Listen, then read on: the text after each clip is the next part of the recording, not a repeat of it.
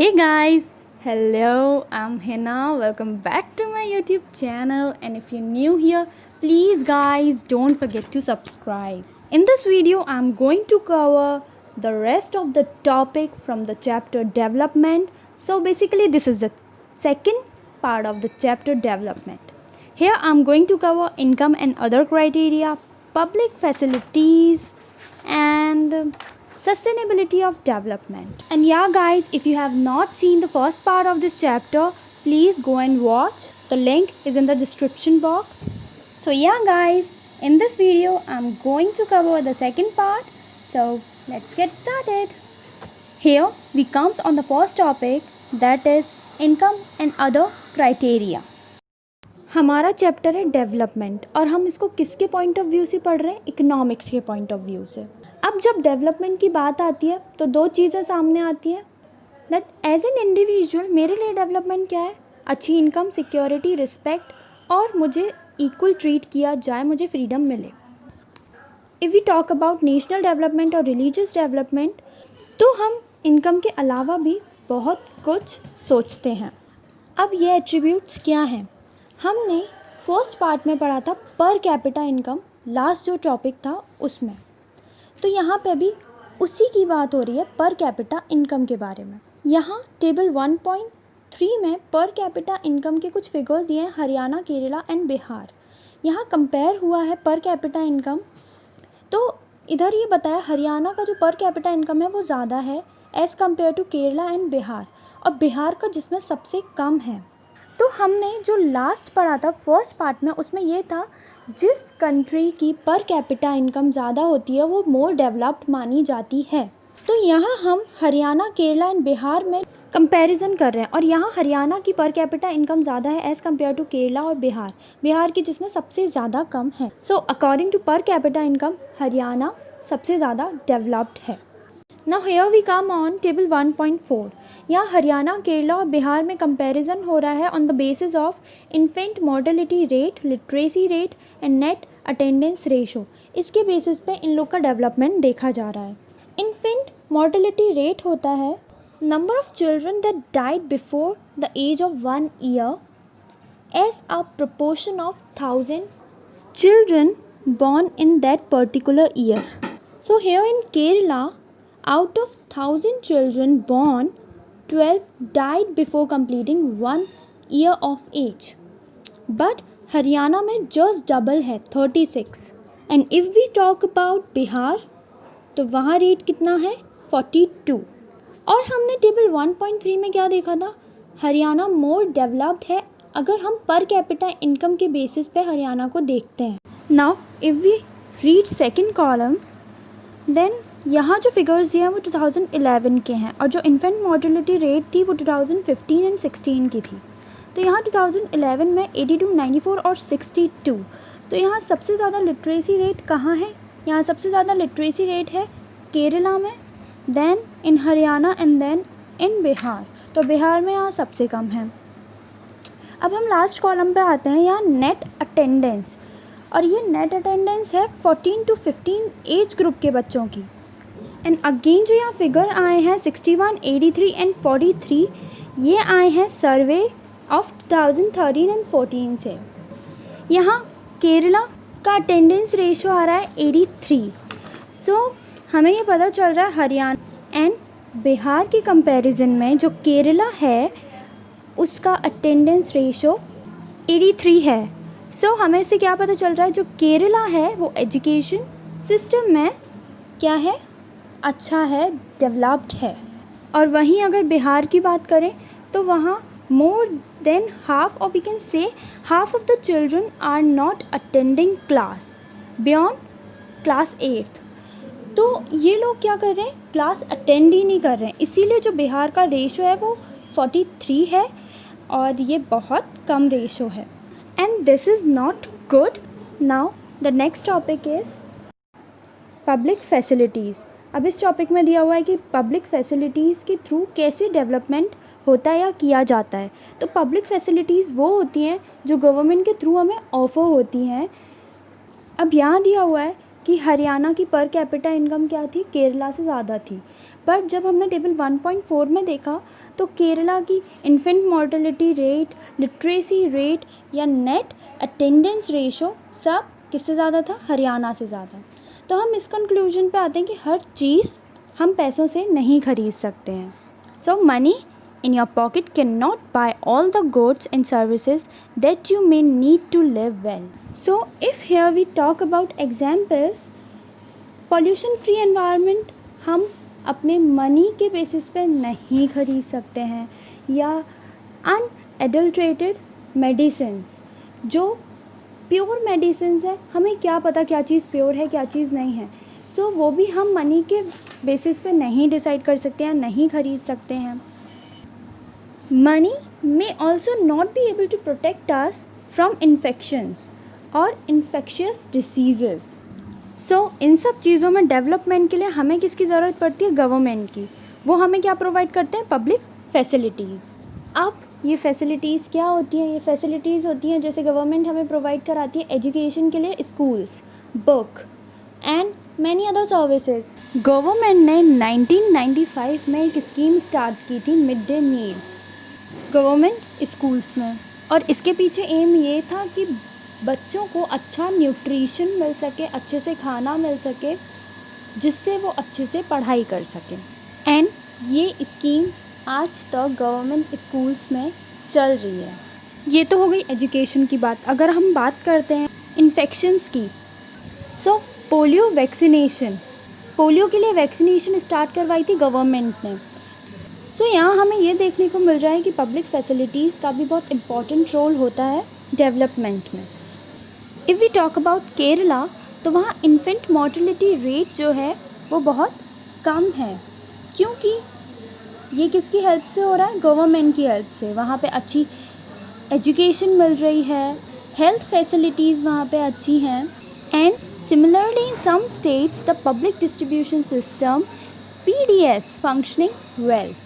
अब ये public distribution system क्या है? पब्लिक डिस्ट्रीब्यूशन सिस्टम में होता है जो बिलो पावर्टी लाइन में लोग होते हैं या जो फैमिलीज़ आती हैं, उनको गवर्नमेंट के तरफ से राशन दिया जाता है, चावल, दाल, मसाले, एंड ये बहुत चीप प्राइसेस पे उन्हें मिलता है।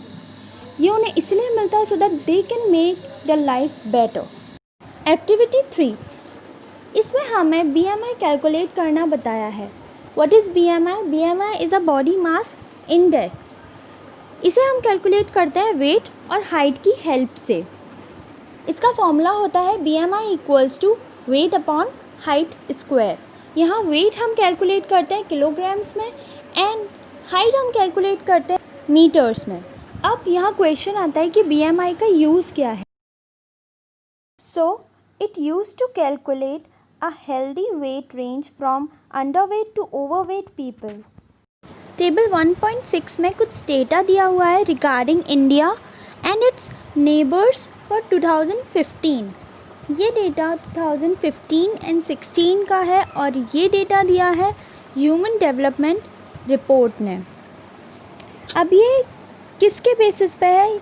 ये है gross national income GNI per capita पर पर्सन के हिसाब से, life expectancy at death, mean year of schooling of people aged 25 and above, HDI rank in the world 2016। यहाँ GNI का मतलब है gross national income and HDI का मतलब है ह्यूमन डेवलपमेंट इंडेक्स। यहाँ लाइफ एक्सपेक्टेंसी एट डेथ का मतलब है average expected length of year of a person at the time of birth. Now here the meaning of gross national income is the sum of country's gross domestic product plus net income. यहाँ इन 4 चीज़ों के basis पे Sri Lanka, India, Myanmar, Pakistan, Nepal, Bangladesh को compare किया है कि कौन कितना डेवलप्ड है। जब हम उन डेटा को देखते हैं तो हमें पता चलता है कि श्रीलंका हर एक चीज़ में इंडिया से आगे है। पर जब हम नेपाल और बांग्लादेश की बात करते हैं तो नेपाल और बांग्लादेश का ग्रॉस नेशनल इनकम या पर कैपिटा इनकम जो है वो इंडिया से कम है। फिर भी बाकी तीनों चीज़ों में life expectancy, mean year and HDI rank उसकी इंडिया से ज़्यादा है। सो अगेन यहाँ पे यही पॉइंट आ रहा है that money is important, but besides money, environment, health, security of a person is also important. Now here we come on the last topic, that is sustainability of development. Here the meaning of sustainability is it is the ability to be maintained at a certain rate or level. Suppose हम जिस country में हैं वो हमारे हिसाब से quite developed है। अब हम क्या चाहेंगे कि वो कंट्री और क्या हो और ज़्यादा डेवलप्ड हो, और एटलीस्ट डेवलप नहीं हो सकती तो हम उसको मेंटेन करें, एटलीस्ट हम उस कंट्री का डेवलपमेंट मेंटेन करें सो दैट हम उस डेवलपमेंट को फ्यूचर जनरेशन को क्या कर सकें, हैंड ओवर कर सकें। बट जो साइंटिस्ट हैं वो ये बोल रहे हैं कि आज के टाइम में जो डेवलपमेंट है वो मेंटेन करना इतना इजी नहीं है, और जो आज के टाइम का डेवलपमेंट है आर नॉट सस्टेनेबल। अब यहाँ कुछ एग्जांपल्स दिए हैं कि हम डेवलपमेंट करते करते कैसे अपने नेचुरल रिसोर्सेज को हार्म कर रहे हैं। सो यहाँ एग्जांपल दिया है ग्राउंड वाटर का। Ground water is a natural resource and remember it is a renewable resource. These type of resources are replenished by nature. Non-renewable resources are those which will get exhausted after year of use, or we can say that these resources are not replenished by nature. We have fixed stock on earth which cannot be replenished. In resources का हमारे अर्थ पे fixed amount में stock है और वो क्या नहीं हो सकता, वो रिन्यूएबल नहीं हो सकता। यहाँ पे एक एग्जांपल दिया है क्रूड ऑयल। क्रूड ऑयल क्या है, नॉन रिन्यूएबल रिसोर्स। अब क्रूड ऑयल पे सब कंट्री की अपनी अलग अलग थ्योरी है। कुछ कंट्रीज़ का ये है कि अगर वहाँ के पीपल कंटिन्यूस यूज़ करते हैं क्रूड ऑयल का तो सिर्फ 50 ईयर तक वो यूज़ कर पाएंगे और उसके बाद उस कंट्री से क्रूड ऑयल ख़त्म हो जाएगा। नाउ अब इंडिया पे आते हैं। इंडिया डिपेंड है इम्पोर्टिंग पे। India imports crude oil and India is the third largest country in the world who is the maximum importer of crude oil. Now यहाँ क्वेश्चन आ रहा है, is crude oil essential for development process in countries? Yeah, of course, because machinery and all सब crude oil से work करती हैं। Now what is crude oil? आपको अपनी screen पे क्रूड ऑयल की डेफिनेशन दिख रही है, so just read it out. तो यहाँ हमें सस्टेनेबिलिटी ऑफ डेवलपमेंट में क्या पता चला कि डेवलपमेंट के लिए हमें नेचुरल रिसोर्सेज की भी ज़रूरत पड़ती है, और वो नेचुरल रिसोर्सेज कुछ ऐसे होते हैं जो रिन्यूएबल होते हैं, कुछ ऐसे होते हैं जो नॉन रिन्यूएबल होते हैं। सो डायरेक्टली और इनडायरेक्टली डेवलपमेंट से कहीं ना कहीं हमारे नेचुरल रिसोर्सेज भी अफेक्ट हो रहे हैं, हमारा एनवायरनमेंट भी अफेक्ट हो रहा है। Sustainability of development is a new area of knowledge जिस पे scientist, economist, philosopher and other social scientist are working together. अब जब हम इस टॉपिक को पूरा पढ़ लेते हैं तो यहाँ एक क्वेश्चन आता है, why is sustainable development essential? तो हम यहाँ ये आंसर कर सकते हैं कि सस्टेनेबल डेवलपमेंट इसीलिए एसेंशियल है क्योंकि sustainable development aim at economic development without damaging the environment and at the same time conserving for the future. Resources are to be used in such a way that they are not over exploited. Now I am giving some question to you guys. आप ये question note कर लीजिए because ये question past few years में 10th class के exam में continuous आए हैं। So yes, define the following terms: पर capita income, infant mortality rate, literacy rate, net attendance ratio, BMI। ये सारी टर्म्स मैंने आपको वीडियो में एक्सप्लेन की हैं। Now sixth, national income, and seventh, gross domestic product, or we can say it GDP. National income और GDP की definition आपको अपनी स्क्रीन्स पे दिख रही है. नाउ हम आगे बढ़ते हैं 3 मार्क्स के क्वेश्चंस की तरफ. सो वहाँ पे पर कैपिटा इनकम का भी क्वेश्चन आ सकता है, like define per capita income and what are its limitation. Second question, what are the common development goals, give any 1 or 2 example of common development goal. Third, money can not buy all goods and services that one need to live well. Do you agree with the statement? Justify. ये question एक और तरीके से पूछा जा सकता है, apart from income, which other things people look for as important aspects of our lives? ये सारे क्वेश्चन आप गूगल से सर्च कर सकते हैं, क्योंकि अगर मैं इन सब के आंसर आपको दूंगी तो वीडियो बहुत लंबी हो जाएगी एंड आप लोग बोर हो जाएंगे. सो मैंने आपको क्वेश्चंस दे दिए हैं, आप आंसर गूगल से कलेक्ट कर सकते हैं. गाइस, एक टिप है, आप अपनी एनसीईआरटी पूरी रीड किया कीजिए. स्पेशली अगर आप एग्ज़ाम देने जा रहे हों, बाहर के क्वेश्चंस पढ़ने से बेटर है आप पहले एनसीईआरटी कंप्लीट कीजिए. एनसीईआरटी के सारे क्वेश्चंस अच्छे से पढ़ो, फिर उसके बाद आप बाहर कुछ भी गाइड एंड ऑल प्रेफर कर सकते हैं. अगर आप एनसीईआरटी कवर कर लेंगे सो आपके 80% मार्क्स कवर हो जाएंगे. सो yeah guys, this is it. Hope you guys learn something from this video. जितना मैं आपकी हेल्प कर सकती हूँ मैं करती हूँ. आप मेरी हेल्प कीजिए सब्सक्राइब करके एंड लाइक करके.